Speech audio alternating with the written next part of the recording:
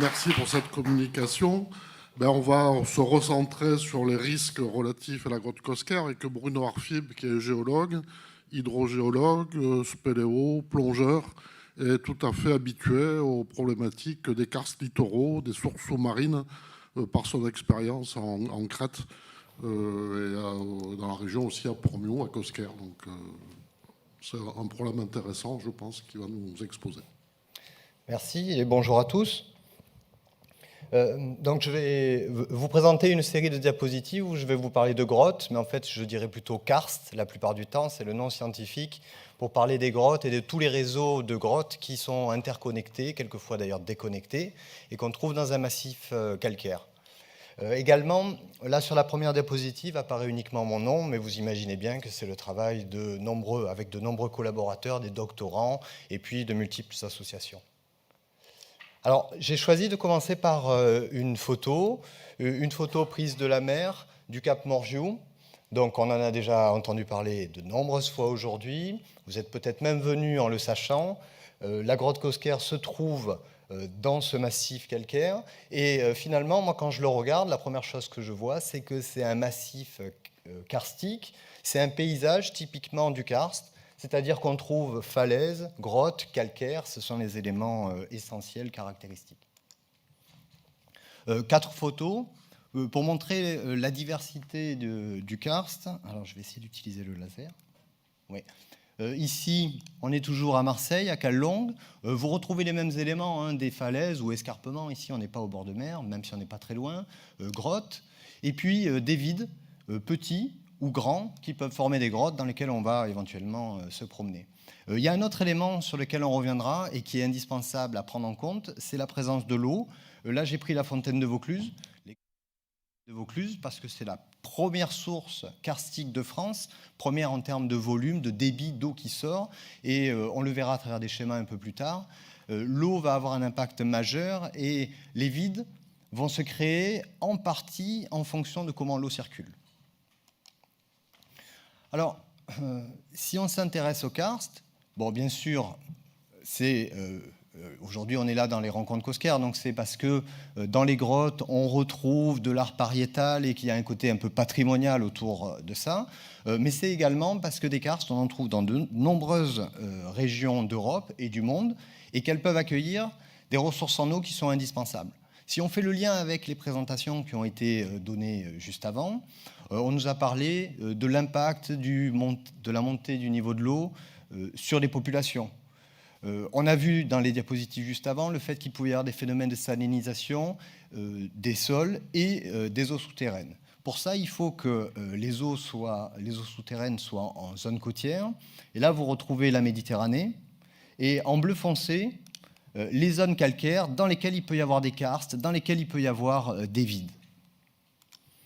En rouge, c'est un inventaire qu'avait fait Perrine Fleury en 2005.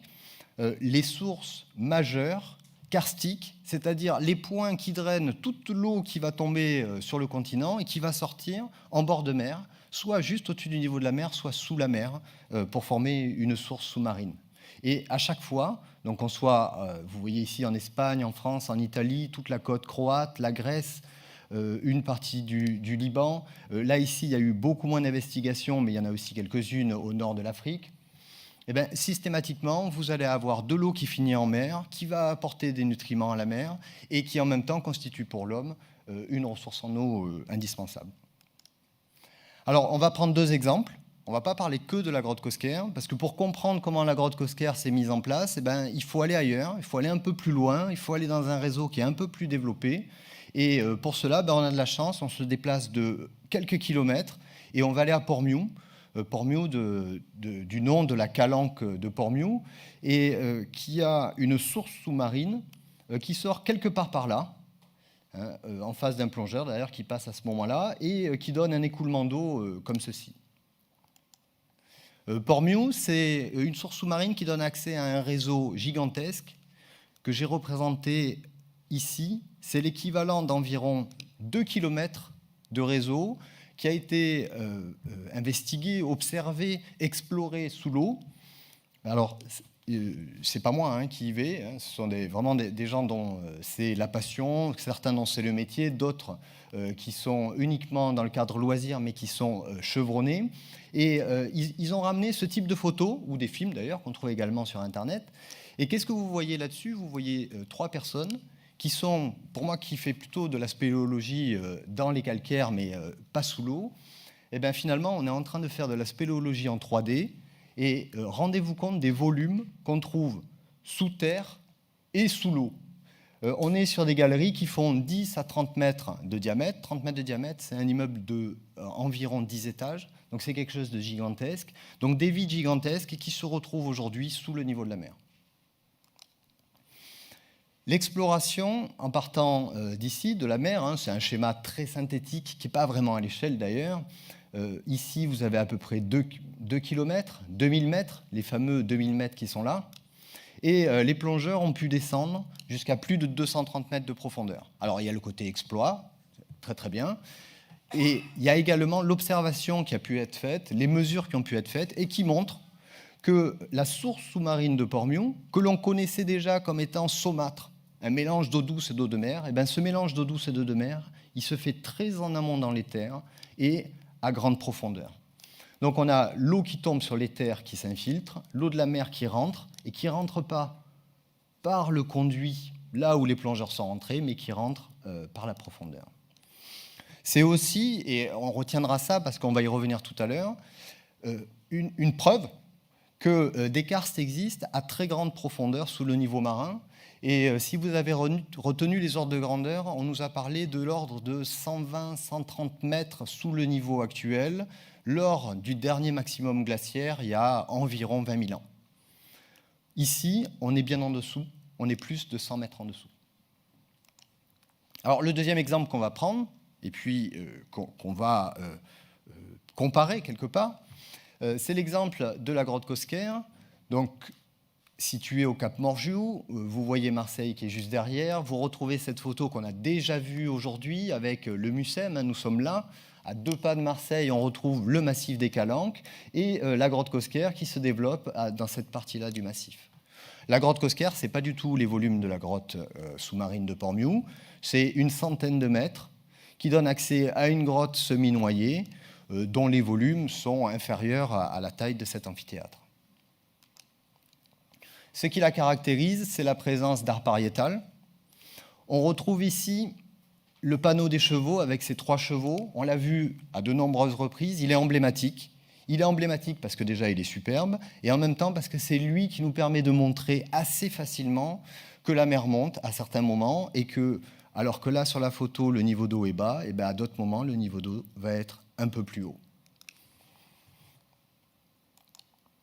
Finalement, si je devais synthétiser cette introduction, je dirais que le karst, c'est à la fois une ressource, c'est une zone de biodiversité, mais ça on n'en parlera pas aujourd'hui, mais il y en a qui sont spécialisés là-dessus et puis qui ont développé tout cet aspect biodiversité au sein du karst, donc au sein du milieu souterrain. Et puis c'est également, rappelons-nous, une zone de vie pour l'homme préhistorique. Et au sein du karst, au sein des grottes, les œuvres pariétales ont pu être dessinées, mais surtout protégées. On l'a entendu aujourd'hui. Si toutes les œuvres avaient été dessinées sur des baumes, imaginez qu'elles aient été dessinées à l'extérieur, il ne nous resterait pas grand-chose. Et d'ailleurs, il ne nous reste pas grand-chose. Mais du fait d'avoir fait des gravures, des dessins, et éventuellement d'avoir laissé du mobilier aussi à l'intérieur, ça a pu être préservé un peu plus longtemps. Alors, on va regarder 3 points assez vite, on a un petit quart d'heure ensemble encore. Comment le karst évolue, et puis on va aller voir très rapidement, finalement, comment le karst périméditerranéen a évolué. Et là, on ne va pas parler de quelques mètres comme c'est aujourd'hui observé ou modélisé, on va parler de 1500 mètres au Messinien, et puis on verra quel est le lien entre le Messinien, le petit mètre d'aujourd'hui, et la grotte Cosquer. Alors, comment le karst évolue ? Finalement, je vous ai dit, le karst, c'est un ensemble de vides. Et ces vides sont dans une roche carbonatée, dans les calcaires. Et si ces vides existent, c'est tout simplement, ici j'ai mis la réaction synthétique, une synthèse. parce que le calcaire, lorsque l'eau s'écoule dessus, est dedans. Donc lorsque l'eau s'écoule au contact du calcaire et qu'elle est chargée en CO2, qu'elle est agressive, et bien à ce moment-là, elle va avoir pour effet de dissoudre la roche et de créer des vides. Donc les vides commencent d'abord par être petits et puis ils finiront par être beaucoup plus grands. Ces vides, ils ne vont pas se mettre au hasard. Ces vides, ils vont se mettre sur des fractures préexistantes. Vous voyez ici une fracture, très peu karstifiée, très peu érodée, très peu dissoute, alors qu'elle l'est beaucoup plus ici. Et puis, ils vont également se mettre sur des joints de strates. L'exemple de la grotte Cosquer, elle n'est pas au hasard dans le massif calcaire. Là, on est devant l'entrée est quelque part en profondeur. Et la grotte Cosquer, elle est calée sur un ensemble de fractures verticales et des joints de strates qui sont ici visibles, mais qui sont aussi sous le niveau de l'eau. Finalement, on obtient un réseau de vide plus ou moins connecté. Et si ce réseau existe et s'il a la forme qu'on lui voit aujourd'hui, c'est parce que de l'eau a circulé en s'infiltrant, en prenant un ensemble de conduits plus ou moins horizontaux et en sortant au niveau d'une source qui représente ce qu'on appelle le niveau de base. Alors les sources karstiques, elles sont connues pour être spectaculaires. Vous avez ici la photo du même endroit. On est au-dessus de Toulon, pas très loin de Toulon. Le Ragaz de Dardenne, vous voyez ici 2 anciens doctorants et une hauteur d'eau une hauteur de vide de 3-4 mètres. Et vous imaginez, en crue, après de fortes pluies, à quoi ressemble le lieu. Et ce que l'on retiendra, en dehors de la couleur turbide de l'eau, c'est que l'eau est montée très haute et que le débit a fortement changé. Là, le débit, on ne le voit pas, il est dessous, alors que là, il est ici, au sein de cette sortie. Donc, finalement, s'intéresser au lien entre variation du niveau de la mer ou variation du niveau de l'eau et le karst, ça nécessite de bien définir l'échelle sur laquelle on va travailler. Le premier exemple que je vais vous montrer, on va travailler sur une échelle qui est une échelle de variation de hauteur, de variation du niveau de la mer, parce qu'on va quand même parler du niveau de la mer, et également, cette échelle de variation du niveau de la mer, elle fait référence à une échelle de temps. Et là, on va passer dans les temps géologiques. Et puis ensuite, on glissera sur les temps modernes et avec des échelles de variation qui sont beaucoup plus petites. Alors, que s'est-il passé aux Messiniens autour de la Méditerranée et pourquoi en parler aujourd'hui ? Le Messinien, je vous ai remis quelques dates en haut. L'Holocène, ça commence il y a environ, c'est des dates approximatives, environ 12 000 ans. Et le Messinien, c'est la fin du Miocène, et c'est la période qui dure de à peu près 7 millions d'années à 5,3 millions d'années.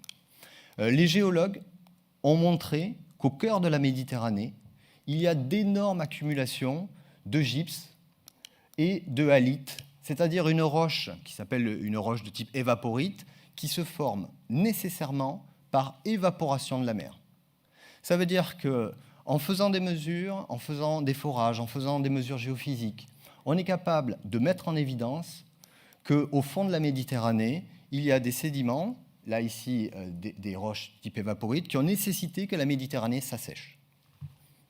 Alors, l'assèchement de la Méditerranée, il a pu être daté à environ, au Messinien, donc à environ 6 millions d'années, et en fait, ça ne s'est pas passé en quelques années, même si ça a été très rapide, c'est entre environ 6 millions d'années et 5,3 millions d'années. On dispose de cartes paléogéographiques qui ont été reconstruites à l'aide de multiples données de terrain, où vous retrouvez, il y a environ 6 millions d'années, l'Afrique, l'Eurasie, la mer Méditerranée et son contour approximatif. Et entre cette période-là et celle-ci, la mer va s'assécher par un phénomène qui est lié à la tectonique des plaques. L'Afrique remonte sur l'Eurasie, ferme le détroit de Gibraltar, provoque le dépôt des évaporites, et avec le dépôt des évaporites, les grands fleuves, et c'est là où je veux en venir, les grands fleuves côtiers de l'époque On a le Nil ici, on a le Rhône ici, par exemple, qui existaient déjà, vont suivre le mouvement lent d'abaissement de la mer Méditerranée et vont eux aussi s'enfoncer. Et c'est comme ça qu'au droit de Arles, donc Arles à 2 pas d'ici, à côté, au nord de la Camargue, au droit de Arles, aujourd'hui on ne voit plus du tout, mais il existe un canyon qui a été creusé sur plus de 1000 mètres de profondeur. Donc on n'est pas sur des petites variations, on est sur des variations gigantesques. Et on a eu donc un abaissement de la Méditerranée jusqu'à environ 1500 mètres. Les spécialistes diraient, suivant où on est, c'est un peu plus, un peu moins. Peu importe, on va garder l'ordre de grandeur. Et cet abaissement de la Méditerranée, il a permis l'enfoncement, l'adaptation des fleuves, et on va voir l'adaptation également du karst. Vers la fin du Messinien, que se passe-t-il? L'eau de l'Atlantique revient par le détroit de Gibraltar, envahit la Méditerranée, remonte d'ailleurs dans les fleuves qui ont fait leur paléocanyon, ça forme des rias. Alors le lien avec le karst maintenant, le lien avec le karst, c'est que les fleuves s'adaptent, mais ça c'est la partie extérieure, mais dans le monde souterrain, ça s'adapte également quand on est dans des roches calcaires. Classiquement, bien sûr, ce n'est qu'un modèle, il existe plein d'autres possibilités, mais ça c'est un modèle classique et qui s'adapte bien sur la Méditerranée. Quand un niveau d'eau se stabilise suffisamment longtemps, on va avoir un niveau de vide qui se met en place. Et puis, si le niveau d'eau chute, donc vous imaginez la chute du niveau de la mer ou la chute d'une rivière, un nouveau réseau se met en place. Et puis, si vous faites remonter le niveau de la mer, vous allez avoir un nouveau réseau, etc., etc. J'ai laissé en petit, ici, une simulation d'un réseau qui est beaucoup plus complexe que mon schéma qui est là. Ce schéma, je reviens en arrière, ce schéma-là, c'est celui qui permet d'expliquer le fameux karst de Portmeau, celui emblématique des Calanques, où les plongeurs ont pu descendre à plus de 230 mètres de profondeur et où l'eau elle-même peut encore et descend encore aujourd'hui à plus de 230 mètres de profondeur avant de remonter et de sortir sur une source. Portmeau s'est situé ici, sur cette figure qui représente le trait de côte méditerranéen français, et avec une illustration de ce qu'étaient les rias, donc la mer Méditerranée qui remontait dans les paléocanyons à la fin du Messinien. Vous voyez que des karsts profonds, on en trouve ici, dans les Calanques, mais on en trouve ici aussi, à Fontestramar. On en trouve dans les terres, au nord de Montpellier, sur les massifs calcaires. Et puis, les chercheurs qui ont travaillé là-dessus ont également montré que la fontaine de Vaucluse, la plus grande source karstique de France, en fait, tire son origine, son histoire au Messinien, avec une profondeur qui a été explorée de plus de 300 mètres. Même chose en face sur l'Ardèche. Là, ce n'est pas exactement la Méditerranée, mais c'est plutôt le Paléo-Rhône enfoncé dans son propre lit au Messinien qui permet d'expliquer ces profondeurs. Mais ça revient au même, c'est la même époque. Alors maintenant, me direz-vous, qu'en est-il de la grotte Cosquer? Est-ce que la grotte Cosquer, c'est le karst messinien et finalement notre panneau des chevaux ou éventuellement l'homme préhistorique, qu'est-ce qu'il a à voir avec le Messinien? N'oubliez pas, le Messinien, c'est 6 millions d'années. Ça n'a aucun rapport avec la période où l'homme a vécu.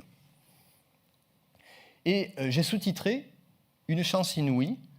On va voir ensemble qu'en fait, la grotte Cosquer a un fonctionnement très particulier, qui est lié au niveau de la mer, mais qui est lié aussi, bien sûr, parce que c'est une grotte, et qui fait qu'une partie des peintures les plus proches du niveau de l'eau sont aujourd'hui préservées alors qu'elles devraient déjà être englouties. Bon, quelques illustrations. La grotte Cosquer, ce n'est pas la seule grotte où on trouve des peintures qui ont un côté patrimonial mondial qui est aujourd'hui reconnu comme indispensable à préserver. J'ai cité Lascaux, Chauvet-Pont d'Arc, Altamira, Cosquer, mais il y en a plein d'autres. Et finalement, les quelques résultats que je vous montre aujourd'hui, ils correspondent au type d'études qui sont mis en place dans la plupart de ces grottes. Bon, à plusieurs reprises, vous avez vu le panneau des chevaux, avec le niveau d'eau relativement bas. Ça, c'est un niveau très très bas, ici. Vous voyez un personnage devant, c'est pour vous donner l'échelle. Souvent, on vous montre les peintures, mais on ne vous met pas d'échelle à côté, parce que ça fait moins beau. Enfin, moi, je suis géologue, je préfère qu'il y ait une échelle. Et en plus, vous avez comme ça la vraie vision du travail des scientifiques à l'intérieur de la grotte. On va aller faire des mesures pour pouvoir voir comment évolue le niveau de l'eau dans la grotte. Et cette fois-ci, une photo sans échelle, vous avez l'échelle à côté, où vous voyez qu'à certains moments, le panneau des chevaux se retrouve partiellement ennoyé. Donc, de toute évidence, il y a une variation du niveau de l'eau dans la grotte. Maintenant, la question qui est derrière, c'est quel est le rythme de cette variation? Est-ce que la variation, c'est petit à petit, et puis en fait, dans 5 ans, ça sera encore plus haut, et puis ça redescend jamais? Et donc, c'est l'ensemble de ces questions qu'on nous a posées et auxquelles on a tenté de répondre. Alors, ça fait extrêmement bien le lien avec la présentation d'avant, où la collègue vous disait, mais finalement, quand on est en bord de mer, c'est quoi les risques? Mais alors, elle a plutôt dit, c'est quoi l'aléa? Donc, quels sont les aléas? Et dans les aléas, on pense aux éléments qui sont en lien direct avec la mer, la marée. Oui, effectivement, si on est sur des variations de quelques dizaines de centimètres, il y a une marée de quelques dizaines de centimètres en Méditerranée. Est-ce que finalement, ce n'est pas juste la marée? Les vagues et les tempêtes, la fameuse montée du niveau de la mer à l'échelle des temps actuels. Et puis, ne l'oublions pas, on est dans un karst. Il pourrait y avoir des crues karstiques. On a vu tout à l'heure l'image de Racas de Dardenne, quelque chose de phénoménal. On pourrait d'ailleurs avoir la même chose à Fontaine-de-Vaucluse. Alors, pour savoir finalement quels sont les phénomènes qui sont prépondérants, voire même ceux qui existent, ceux qui n'existent pas, on a mis en place un ensemble de mesures. On fait de l'observation à Cosquer, mais on a aussi besoin d'avoir un point de repère qui soit à côté et qui nous explique comment marche le karst, quand on peut faire ce qu'on veut dedans parce qu'il n'y a pas d'art pariétal, mais également quand on est sûr qu'il y a une source et qui va réagir en fonction de la pluie. Donc on va avoir le point de Port-Miou et le point de Cosquer qui nous servent de point de mesure. Bon, je ne vous fais pas la démonstration, mais on a été assez vite rassurés.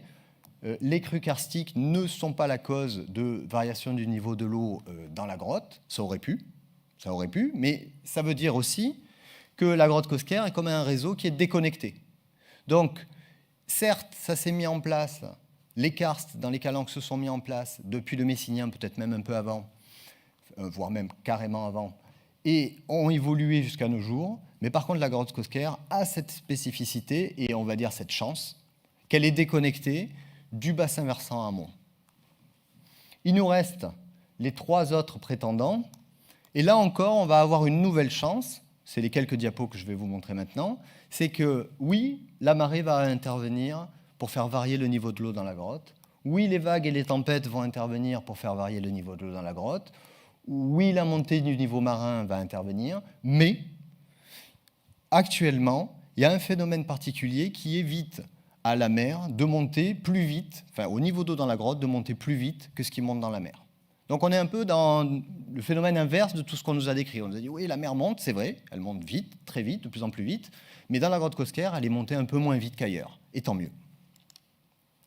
Alors voilà à quoi ressemble une grotte normale, quand elle est en bord de mer et qu'elle est naturellement connectée soit à la mer, soit, ça c'est la partie grotte dans l'air, ça c'est la partie grotte sous l'eau, connectée également par tous ces vides, tous ces karsts qu'on a déjà vus. Bon, le niveau de la mer est globalement le même niveau que celui dans la grotte.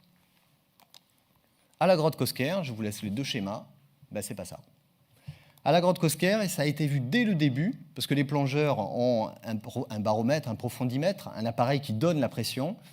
L'air est en pression dans la grotte, et de l'air en pression, ça a pour effet de pousser sur les parois, mais on ne va pas les faire tomber, les parois, pas trop en tout cas, et de pousser sur le plan d'eau.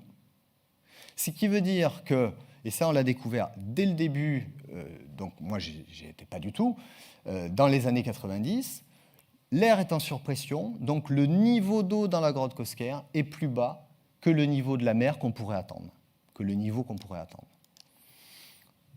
Bon, c'est un phénomène, moi je dis c'est un phénomène incroyable. C'est un phénomène d'autant plus incroyable qu'il a lieu à Cosquer et que c'est là qu'on en avait besoin.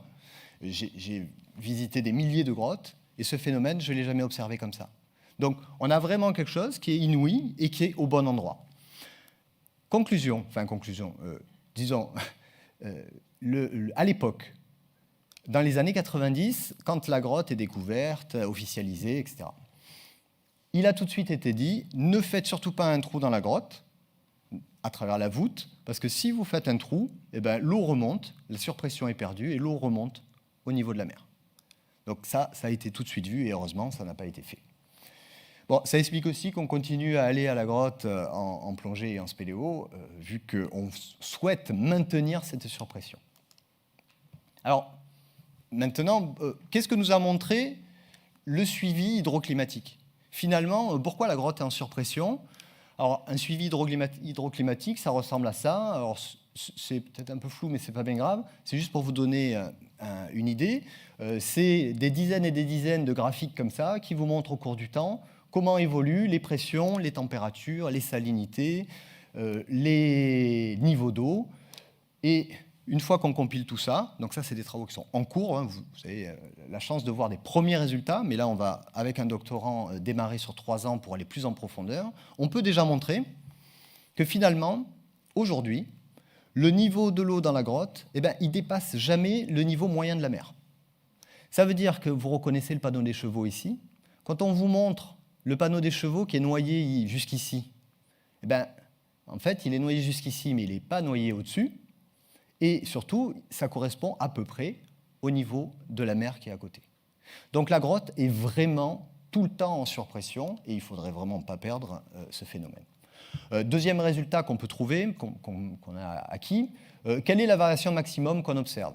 Elle est de l'ordre de 1 mètre. Je ne rentre pas dans le détail du millimètre. Hein. Elle est de l'ordre de 1 mètre. Ça veut dire qu'aujourd'hui, et depuis la découverte, mais encore aujourd'hui, malgré la mer qui est montée dans la grotte, malgré l'élévation du niveau de l'eau, eh ben, il y a 1 mètre de gravures et de peintures qui ont pu être préservées et qui nous permettent encore de faire des observations. Et il y a le panneau des chevaux ici, mais en fait, il y en a plein d'autres.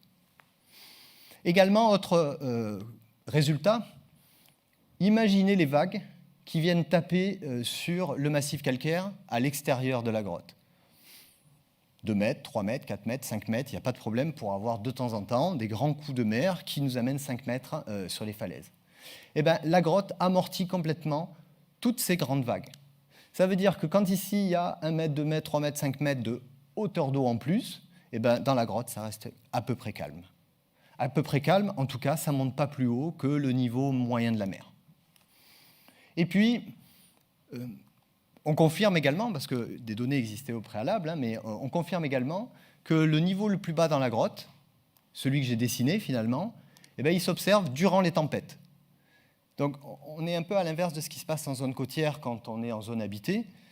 Les tempêtes génèrent un mécanisme, enfin sont liées, je vais le reprendre dans l'autre sens, un mécanisme permet à la grotte de rester en surpression, d'autant plus quand il y a les tempêtes. Donc ça, tant mieux. D'habitude, et c'est excellent, hein, dans le programme que vous nous ayez mis avec ma collègue juste l'un derrière l'autre, vous avez vu que les tempêtes, normalement, sont un des éléments que l'on craint pour l'occupation humaine en zone côtière. Ici, pour l'instant, on est à peu près sauvegardé. Alors, quelle est l'origine de ce phénomène exceptionnel? C'est de l'air qui arrive à rentrer à travers le calcaire. Donc, pour qu'il rentre, ben, il faut que ça passe. Hein. Donc, ça passe sous l'eau. Une fois qu'il est dans la grotte, il n'arrive pas à ressortir. En fait, il n'arrive pas à ressortir rapidement. Il sort, mais tout doucement. Parce que le calcaire est naturellement imperméable. Alors ça, c'est quelque chose qui est un peu plus courant, mais sauf que ça tombe bien ici, sur ce massif, sur le cap Morgiou, le calcaire est imperméable au-dessus, mais il reste perméable en dessous. Et l'avenir là-dedans, finalement, que peut-on attendre du niveau d'eau dans la grotte Cosquer? Donc je vais reprendre les niveaux qu'on a déjà vus ensemble, le niveau moyen de la mer, le niveau le plus bas, le niveau le plus haut qu'on voit aujourd'hui. Imaginons que ça monte, 30 cm, 50 cm, 1 mètre. Le niveau moyen pourrait très bien être à l'intérieur de la grotte visible. Ce qui poserait vraiment problème, c'est si la surpression, celle qui permet de descendre jusque-là, disparaissait. Et à ce moment-là, ben, vous gagnez, allez, disons 50 cm ici, ou plus le environ 1 mètre qu'on a déjà sauvegardé en ce moment. Donc c'est quand même quelque chose qui nous embarrasse et pour lequel, pour l'instant, on ne peut pas faire grand-chose, sauf qu'on continue à faire de la mesure, on continue à chercher à comprendre, et si on comprend mieux, ben, on sera peut-être un jour à même de proposer des solutions. Voilà, je vais conclure. Je vais conclure avec une diapositive supplémentaire, avec une image supplémentaire.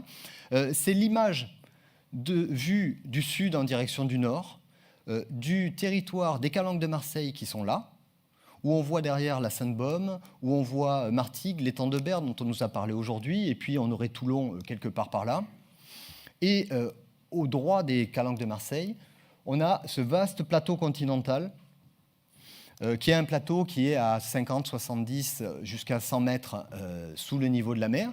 Et le petit trait qui limite le vert et le bleu, eh ben, c'est le trait qui correspond au niveau à moins 120 mètres et le niveau de l'eau que devaient voir les hommes de la préhistoire quand ils étaient à Cosquer. Et comme vous avez bien compris que Portmiou existait déjà, eh ben, ils pouvaient tranquillement aller jusqu'à la grotte de Portmiou en passant sur le plateau continental. Les 2 points pour finir, qui sont un résumé de ce que j'ai présenté. En termes de ressources, le karst est une ressource indispensable qui sera affectée par la montée du niveau de la mer. Et concernant l'art préhistorique, l'art pariétal, il sera également affecté. Et je finis par cette diapo de remerciements.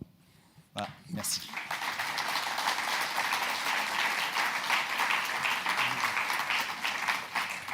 Merci Bruno pour cet exposé très clair. Moi j'ai juste une question. Tu parles de tempêtes et d'effets des tempêtes, mais est-ce que tu différencies les tempêtes de secteur ouest ou nord-ouest et les tempêtes de sud-est? C'est pas pareil. Parce qu'on voit ça au Vieux-Port, bêtement. On se balade le long du Vieux-Port, il y a du Mistral, le niveau du plan d'eau descend. Il faut sauter sur les bateaux. Quand il y a du vent de sud-est, le niveau de la mer dans le port, il monte, il peut aller jusqu'à même noyer le métro. Donc, je me demande si à Haute-Cosquer, il n'y a pas ce phénomène. Donc, deuxième question, est-ce que ça, c'est lié juste à la météo ou est-ce que ça s'intègre dans le réchauffement climatique global? Comment peut-on différencier les deux? Voilà, Oui. Pour répondre brièvement, effectivement, on voit très bien par les enregistrements, en fonction d'où vient le vent, d'où vient la tempête, d'où vient la mer, l'effet sur la grotte ne sera pas le même. Après, les conclusions que j'ai données restent les mêmes, c'est-à-dire que ça ne monte jamais plus haut qu'un niveau moyen avant tempête, et l'effet de surpression, l'effet d'entrée d'eau de mer, ça correspond pile à une petite frange de direction de la mer, de période des vagues, ou de la houle, et de hauteur d'eau.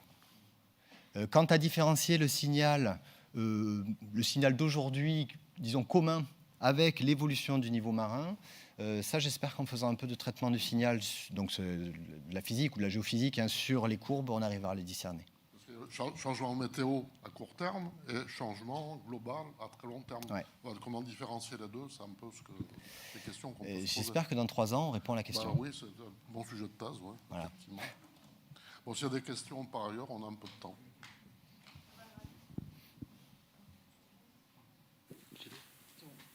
Oui, Bruno, sur l'enregistrement que tu nous as montré en petite vignette, là, il y a des périodes d'augmentation régulière et des baisses brutales. J'ai oublié ce que tu nous donnes comme explication de ça.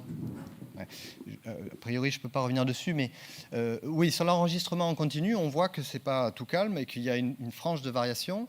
Et il y a des moments où le niveau d'eau baisse abruptement, en un temps très court. Ça, c'est les périodes de tempête et c'est les périodes où on injecte de l'air dans la grotte. Et les périodes où le niveau remonte tout doucement, c'est le calcaire qui n'est pas parfaitement imperméable et il y a un tout petit peu de perte, sauf que ça prend des mois et c'est notre chance. C'est notre deuxième chance, disons. D'abord, ça rentre et après, ça ne sort pas trop vite.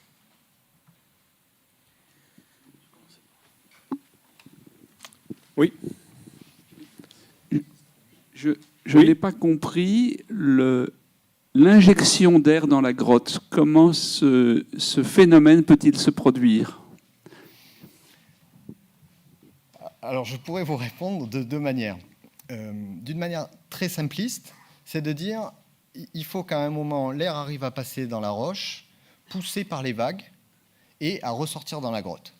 Ça n'explique pas pour autant comment c'est possible. Mais en tout cas, c'est vraiment le phénomène qui se passe, c'est-à-dire que de l'air extérieur les mesures de température par exemple le montrent, de l'air extérieur est embarqué par les vagues et arrive à passer à travers le calcaire, qui est localement perméable en profondeur, et ressortir dans la grotte. Maintenant, le mécanisme physique qui permet de faire ça, on ne l'a pas encore étudié.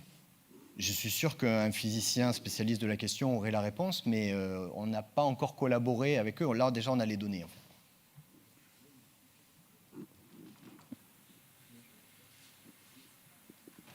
Oui, oui, merci beaucoup pour cette présentation, et puis même toutes les présentations d'aujourd'hui d'ailleurs. C'était très intéressant. J'avais une question qui allait dans le sens de la précédente, mais j'en ai une seconde.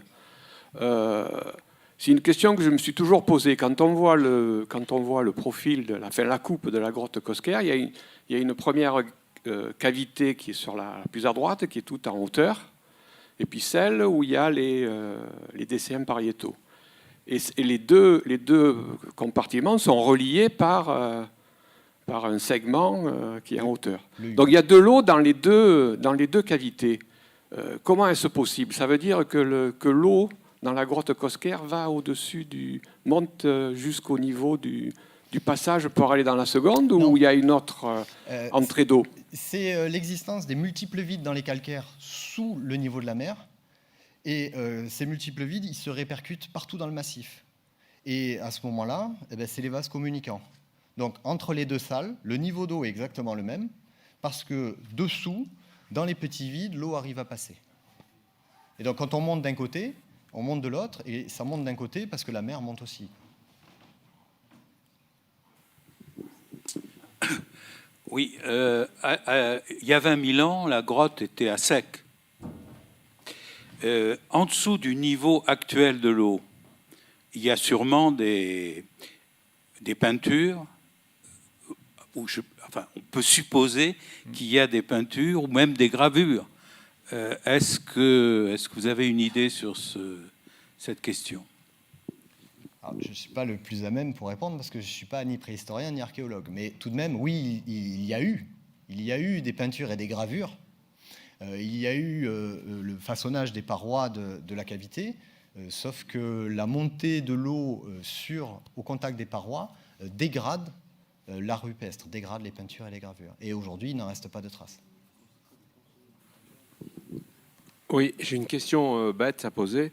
Si on veut protéger les peintures rupestres dans la grotte, est-ce qu'il ne serait pas possible, envisageable, d'injecter de l'air carrément, artificiellement, dans la grotte? Ça doit être possible aujourd'hui avec les moyens techniques Oui. Et même réguler la pression. Alors, techniquement, on est capable de tout faire. Vous avez tout à fait raison, et ça fait partie des solutions auxquelles il faut penser. Par contre, pour pouvoir répondre à la question, il faut savoir quel va être l'impact d'une telle opération. Et je ferai le parallèle avec Lascaux, que j'ai suivi de près, même si je n'ai pas travaillé personnellement dessus, mais j'ai travaillé avec mes collègues qui ont travaillé dessus. Et Lascaux a été un très bon mauvais exemple. C'est-à-dire que dans les années 60-70, après les premières crises liées aux visites, il a été mis en place toute une série de mesures dans Lascaux pour la préserver, et ça n'a pas toujours été du meilleur résultat qu'on connaît. Donc là, on réfléchira bien avant de faire quelque chose.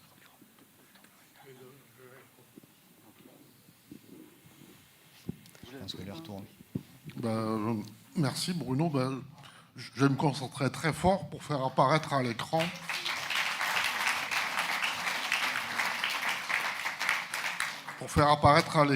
Monsieur Richard Strambio, qui est conseiller régional au Conseil régional et au patrimoine et à la mémoire. Voilà, parfait.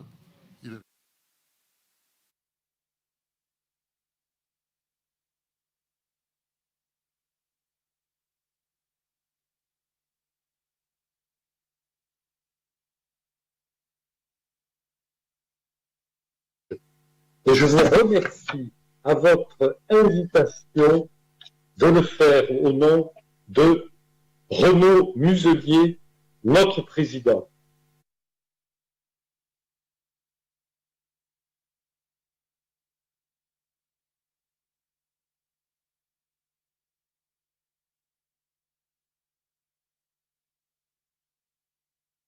De le mettre en œuvre au sein même de la Villa Méditerranée dont la région Provence-Alpes-Côte d'Azur a souhaité développer un axe fort de valorisation de son patrimoine.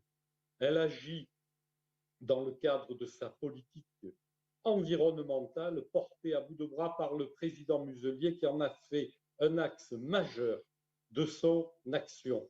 La grotte Cosquer, de par sa localisation et sa datation, est un témoin du réchauffement climatique qui nous permet d'aborder, entre autres, la question des grands enjeux environnementaux de notre région. Ainsi, la reconstitution des œuvres pariétales de la grotte Cosquer s'inscrit à la fois dans l'adaptation du territoire régional à l'urgence climatique et dans l'ambition d'une politique culturelle de la plus haute exigence par son accessibilité au plus grand nombre. Il y a aussi ce beau partenariat entre la région et la direction régionale des affaires culturelles de notre région, donc un partenariat collectivité et État.